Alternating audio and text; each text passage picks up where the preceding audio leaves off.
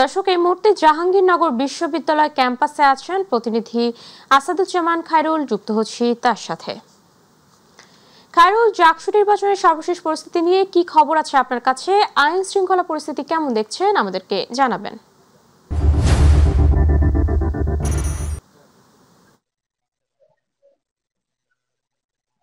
জি, উপমা, আপনাকে ধন্যবাদ। আপনি যেমনটি বলছিলেন, আসলে আইন শৃঙ্খলা রক্ষাকারী বাহিনীরা কিন্তু ও নির্বাচনের প্রথম থেকে কিন্তু তারা নিশ্চিদ্র নিরাপত্তা দিচ্ছে।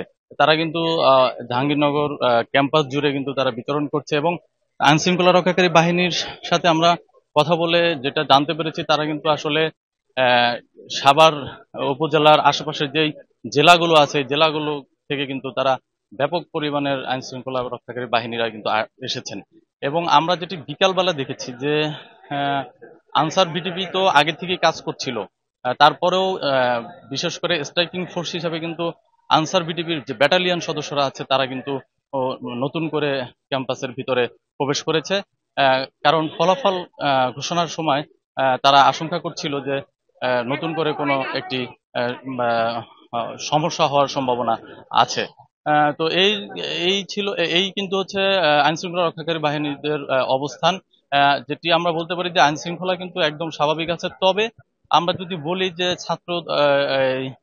ছাত্র শিবিরের প্যানেলের পক্ষ থেকে কিন্তু সংবাদ সম্মেলন করেছে এবং বিকেলবেলা কিন্তু যারা স্বতন্ত্র প্রার্থী ছিল তারা কিন্তু একে একে এসে এই নির্বাচন কার্যালয়ের সামনে কিন্তু তারা বিভিন্ন রকমের অভিযোগ করেছেন নির্বাচন কমিশনের বিরুদ্ধে।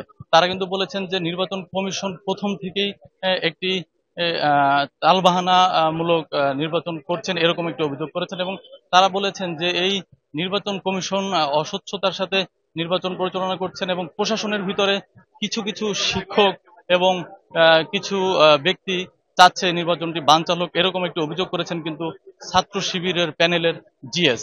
আমরা যদি সাধারণ শিক্ষার্থীদের কাছ থেকে একটু জানতে চাই যে তারা আসলে কেমন দেখছেন এবং তাদের ভাবনাটা কি।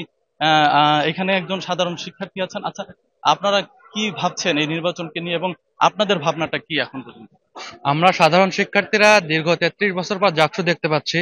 আমাদের আশা ছিল যে এটা খুব ভালোভাবেই সম্পন্ন হবে, কিন্তু প্রশাসন যেদিন থেকে তফসিল ঘোষণা হয়েছে সেই প্রথম দিন থেকেই প্রত্যেকটা পদে পদে তারা চেষ্টা করতে জাকসুকে বানচাল করার জন্য। তারই প্রেক্ষিতে গতকাল অনেক রিউমার ছড়াইছে। তারপরে আমরা সাধারণ শিক্ষার্থীরা বলতে চাচ্ছি যে আমরা ভোট খুব সুষ্ঠুভাবেই দিয়েছি এবং ভোট ভালোভাবে হয়েছে, কিন্তু আমরা দেখতে পাচ্ছি অনেক ঘন্টা পেরিয়ে যাওয়ার পরেও প্রশাসন আমাদের ফলটা দিচ্ছে না, কাঙ্ক্ষিত ফলটা। তারা বিভিন্নভাবে ডিলে করার ট্রাই করতেছে এবং আমরা শুনতে পাচ্ছি যে প্রশাসন চেষ্টা করতেছে যেন আমাদের ভোটটাকে বানচাল করে, স্থগিত করে। জি, আমাদের কাছে আরো কিছু অভিযোগ করেছে সাধারণ শিক্ষার্থীরা। তারা কিন্তু বলেছে যে বিসি কার্যালয়, নির্বাচন কার্যালয়ে এসে কিন্তু ভোট গণনা কিন্তু স্থগিত করেছেন বলে জানিয়েছেন। হলের ভোটগুলো কিন্তু গণনা চলছে, কিন্তু কেন্দ্রীয় সংসদের ভোট গণনা স্থগিত করে কিন্তু তারা একটি ডিজিটালি গণনা করার ব্যাপারে সিদ্ধান্ত অথবা অন্য কোনো সিদ্ধান্তের জন্য কিন্তু তারা বৈঠকে বসেছিলেন। এবং যখনই কিন্তু সাধারণ ছাত্ররা শুনেছে যে নির্বাচন ভোট গণনা স্থগিত করেছে, তখনই কিন্তু আমরা দেখেছি যে ক্যাম্পাসের প্রান্ত থেকে কিন্তু বিভিন্ন প্রান্ত থেকে কিন্তু সাধারণ ছাত্ররা কিন্তু ছুটে এসেছে এই কার্যালয়ের সামনে। এই ছিল জাহাঙ্গীরনগর জাকসু নির্বাচনের সর্বশেষ। খায়রুল, আপনাকে ধন্যবাদ। দর্শক, জাহাঙ্গীরনগর বিশ্ববিদ্যালয় ক্যাম্পাস থেকে আমাদের সাথে যুক্ত ছিলেন প্রতিনিধি আসাদুজ্জামান খায়রুল।